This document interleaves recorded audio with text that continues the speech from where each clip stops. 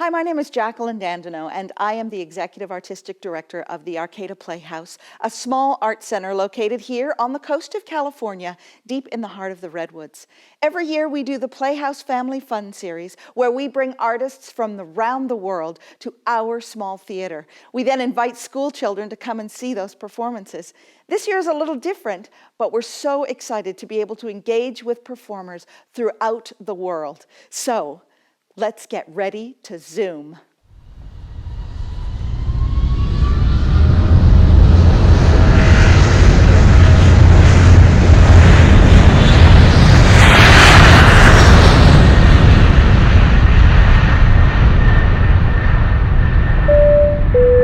Today, we're going to travel to India with Bumbles the Clown and Tushar Mathews. Hello, everybody at the Arcata Playhouse. My name is Bumbles the Bear, and I am talking to you from a secret location in the neighborhood Cooktown in the city Bangalore in India. When I left the circus many years ago, I promised myself that I would do whatever I want, whenever I wanted. And the one thing I really wanted to do was to travel. I have traveled all over the world. I have even visited the Arcata Playhouse. And now I am visiting Bangalore. I don't usually like big cities, but there's something really different about Bangalore. And there's something really interesting about my neighborhood. For starters, there are trees everywhere. So many trees everywhere you look. Which kind of makes sense because Bangalore is called the Garden City of India. There are also kites all over the sky. The bird, not the thing with the string, which is really cool. Every time you look up, there are a bunch of birds everywhere. Also, on my street, there's an old lady who feeds the stray dogs chicken bones every day at 7:30 in the morning. I like her. Also, there are people who sell things in really interesting ways. My favorite salesman is the newspaper salesman, just because of the way he says the word paper. You'll see, it's really interesting.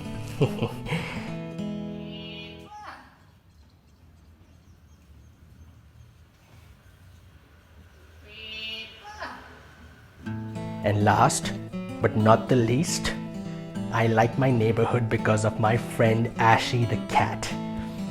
She's really silly and very sweet. It's been raining all day today, so I thought it was the perfect weather to read a story. I bought this book from the bookstore at the end of my street because it looked really cool. It is called The Rumor. It is written by Anushka Ravishankar and illustrated by Kanyika Kinney. Kanyika Kinney. That's a really unique name. I like saying it. Kinney. Have you ever heard a rumor? Have you ever started a rumor? What happens when a rumor goes out of control? Let's find out.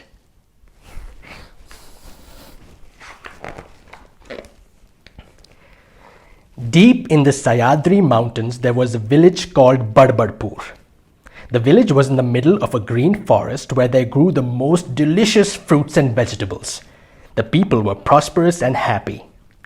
They had nothing much to do most of the time, so they talked and gossiped and told tall tales. Some of the tales they told were so tall that if you put them one on top of the other, they would reach the stars. Wow, those are really tall tales. In the same village, there was an ill-tempered man called Pandurang. He was so grumpy that no one in the village had ever seen him smile. He was so sour that the people said that milk turned to curd when he looked at it.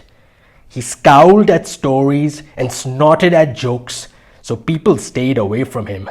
No one ever went anywhere near his house, and he was quite satisfied with this state of affairs. I'm not really convinced. Pandurang often went down to the town in the plains to sell the fruits that grew in his backyard. One day, as he was returning from town, he had a sudden coughing fit. He coughed and coughed. Something seemed to be stuck in his throat. So he coughed and coughed again and spat out a feather. Imagine his surprise. He frowned at the feather. He scowled at the sky. How could a feather that belonged to a bird have entered his throat? He could not understand it at all. Neither can I.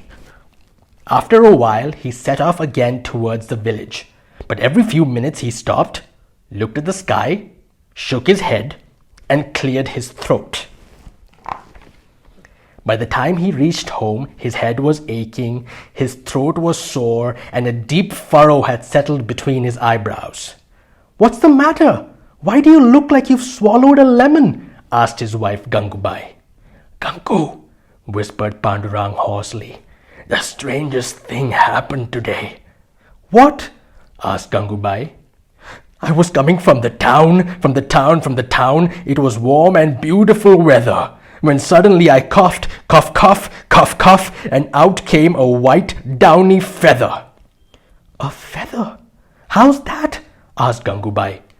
"I don't know," whispered Pandurang, "but don't tell anyone." "Of course," said Gangubai, and as soon as Pandurang had eaten his lunch and gone to take a nap, she slipped out to see her neighbor and best friend Sakhubai. I think I know what's about to happen. "Sakhu," she whispered through the gate. "Come here, I have to tell you something. The strangest thing happened today." "What?" asked Sakhubai. "It's the strangest thing I've heard. My husband coughed out a bird. When he tried to talk, it flew out like a word. When he tried to sing, it flapped out like a song. A bird out of his mouth. I think something is wrong." "A bird? How's that?" asked Sakhubai. "I don't know," said Gangubai. "But don't tell anyone." "Of course," said Sakhubai. And as soon as Gangubai had left, she went to visit her mother-in-law on the other side of the village.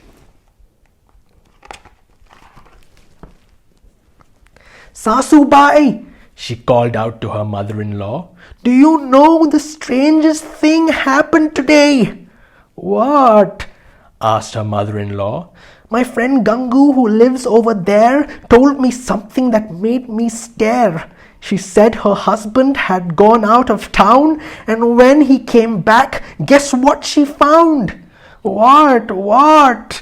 asked Sasubai, her head ready to burst with curiosity. "A flock of white birds were flying right out of her husband Pandurang's wide open mouth." "A flock of birds? How's that?" "I don't know, but don't tell anyone." "Of course," said her mother-in-law, and as soon as Sakhubai had left, she went to her brother, who was lying under a guava tree and dreaming of mangoes. He really likes fruits. "Babia!" she shouted to her brother. "Do you know the strangest thing happened today?" "What?" asked Babia grumpily. He had just been about to eat the mango in his dream.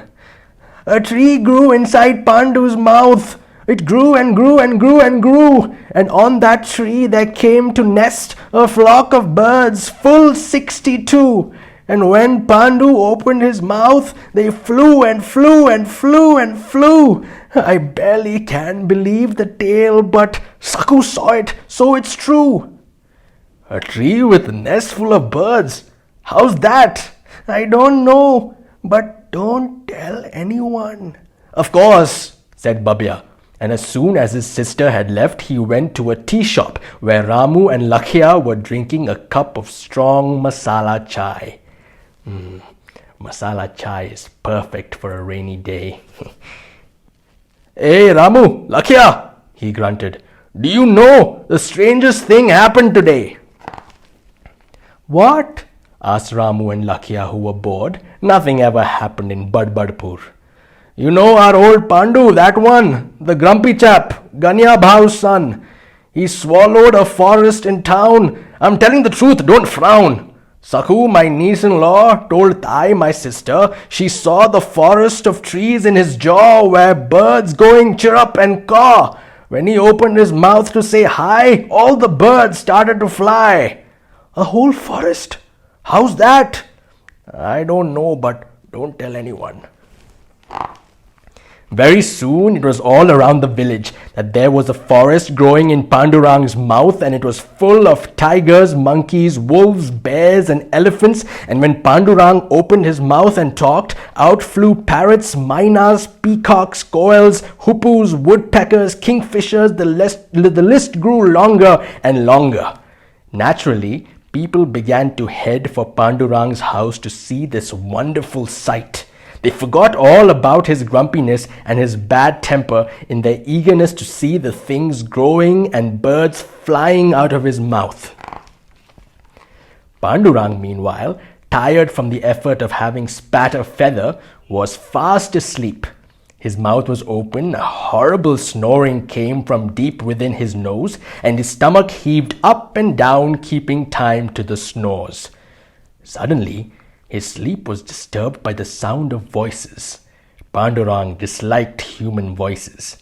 Scowling and muttering, he got up and went to the door. His wife Gangu was standing there, talking to what looked like the whole village. In fact, it was the whole village except for one deaf old man who hadn't heard the rumor and was sitting at home calling for his supper. I don't think that supper is ever going to arrive. When Pandu appeared at the door, a gasp passed through the crowd. The people were waiting for him to say something so that they could see the flocks of birds flying out of his mouth. Pandu opened his mouth and he yawned. There was a murmur of disappointment. Suddenly, someone in the crowd shouted, "Hey, Pandu! Say something!" Pandu scowled harder. The furrow on his forehead grew so deep that if you filled it with water, you could sail a ship in it. "Go away," he said. And of course, nothing came out of his mouth. Everyone started talking at the same time. Where's the forest?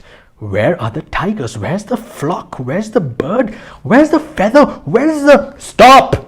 shouted Pandu. "Will someone tell me what's going on?" "We heard that in your mouth were beasts of every kind." "Yes, we thought we'd find beasts of every kind."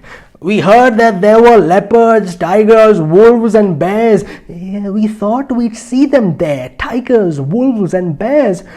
"We also heard that there was a flock of flying birds." "Yes, this is what we heard, that there's a flock of birds." "We heard that when you speak, the birds all fly right out." "Yes, out of your mouth we heard that birds fly out." "Well, at least we thought that we would see one bird." "Yes, with every word we thought you'd spit a bird." "If not a whole big bird, we thought we'd see a feather." "We're waiting for it, brother. Let's see you spit a feather." Pandu listened to them with a deep frown on his face. But with each outrageous line, his frown got lighter and lighter. And by the time they had got to the feather, a big smile broke out on his face. This was such a rare sight that the crowd went silent with awe. And in that silence fell the rarest sound that Badbadpur had ever heard.